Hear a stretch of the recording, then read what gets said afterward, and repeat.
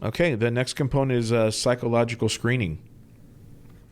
Well, psychological screening has really been something that's come around in the last 20 years or so. And not all agencies do that. But the bottom line is we are looking for a fit.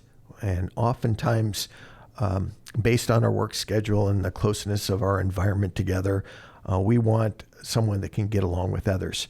There's kind of two ways that they do psychological screening. There's some standard tests that are out there that are based on psychological factors that meet the needs of the fire service. And then there's some customized psychological screening. I was involved in a couple agencies where we actually customized what we were looking for in that.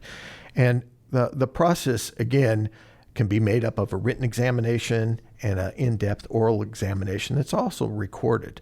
And they'll ask you questions that you'll scratch your head about, and you'll wonder, why in the world are they asking me these questions? And I'll give you an example of one that I recall. And it's count back, start at 100 and go by sevens and count backwards. So, the first answer would be 100 to 93. And then you have to really concentrate to be able to do that. Now, you might think, what's that got to do with being a firefighter? Well, it's a process, it's a problem, and you're hired to resolve problems. So they'll ask a lot of interesting questions along that line. And again, there'll be a report that is issued from the psychologist. Again, multi-pages.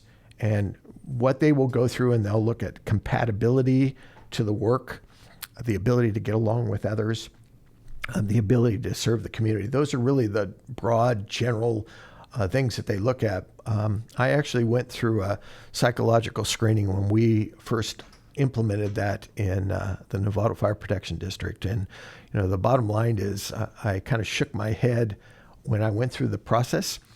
I was concerned how it would turn out because I was already a chief officer and I didn't want to be disqualified any further from that. But it was an interesting process and one that I was unfamiliar with. So I would say you're going to go through a psychological screening, go on the internet, do some studying up on that. I don't have any real tips for you because I think the process is really designed to determine who you are and how you might fit in as a whole.